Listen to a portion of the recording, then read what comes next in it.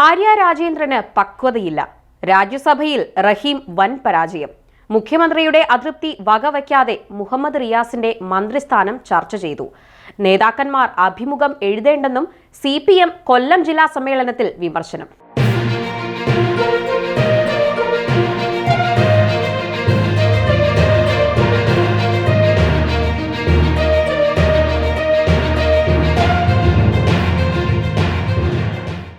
CPM കൊല്ലം ജില്ലാ സമ്മേളനത്തിൽ captain എന്ന പദം ഉയർത്തി വിമർശനം ഉയർന്നതിൽ മുഖ്യമന്ത്രി പിണറായി വിജയന് കടുത്ത അതൃപ്തിയെന്ന് റിപ്പോർട്ട്.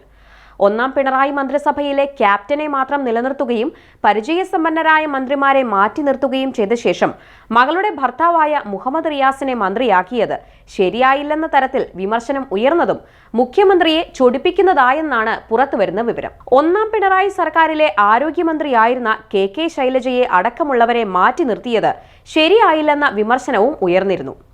മന്ത്രി മുഹമ്മദ് റിയാസിന്റെ പദവിയെ ചൊല്ലി ഉയർന്ന വിമർശനങ്ങൾക്ക് അദ്ദേഹത്തിന്റെ രാഷ്ട്രീയ പാരമ്പര്യം ഉയർത്തി കാണിച്ചായിരുന്നു എതിർവാദം.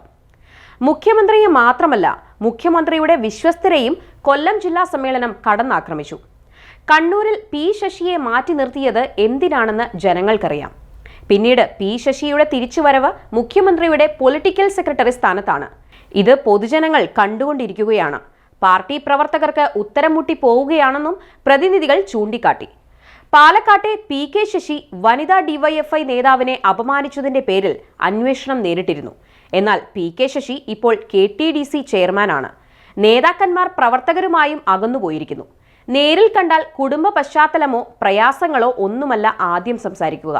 പത്രം ചേർത്തോ, ഫണ്ട് സ്വരൂപണം എവിടെ വരെ എത്തി എന്നീ കാര്യങ്ങൾ മാത്രമാണ് നേതാക്കൾക്ക് ചോദിക്കാനുള്ളതെന്നും വിമർശനം ഉയർന്നു. പരിചയസമ്പന്നരായ നേതാക്കളെ മാറ്റി നിർത്താൻ യുവാക്കൾക്ക് അവസരം നൽകിയ ഉൾപാർട്ടി രാഷ്ട്രീയ നീക്കത്തെയും കൊല്ലം ജില്ലാ സമ്മേളനം ചോദ്യം ചെയ്തു.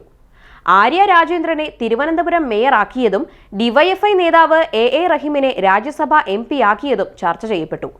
മേയർ ആര്യയുടെ പ്രവർത്തനങ്ങൾ പക്വതയില്ലാത്തതാണെന്നും പൊതുസമൂഹത്തിൽ പാർട്ടിയോട് തന്നെ അവമതിപ്പുളവാക്കിയെന്നും അഭിപ്രായം ഉയർന്നു. വലിയ പ്രതീക്ഷയോടെ പാർട്ടി രാജ്യസഭയിലേക്ക് അയച്ച AA റഹീമിന്റെ പ്രവർത്തനം നിലവാരമില്ലാത്തതാണ്.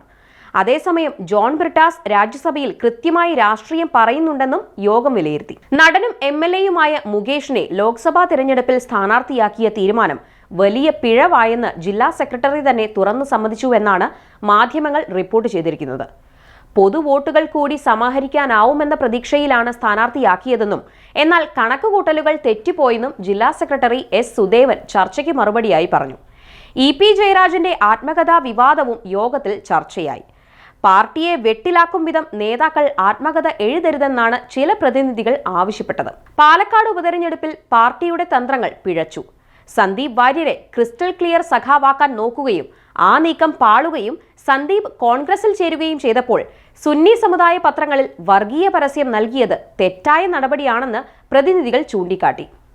കരുനാഗപ്പള്ളിയിലെ പാർട്ടി പ്രശ്നങ്ങളിൽ CPM ജില്ലാ നേതൃത്വത്തിനെതിരെയും വിമർശനമുണ്ടായി. പ്രശ്നങ്ങൾ രൂക്ഷമാക്കിയതിൽ ജില്ലാ നേതൃത്വത്തിനും പങ്കുണ്ടെന്ന് പ്രതിനിധികൾ വിമർശിച്ചു.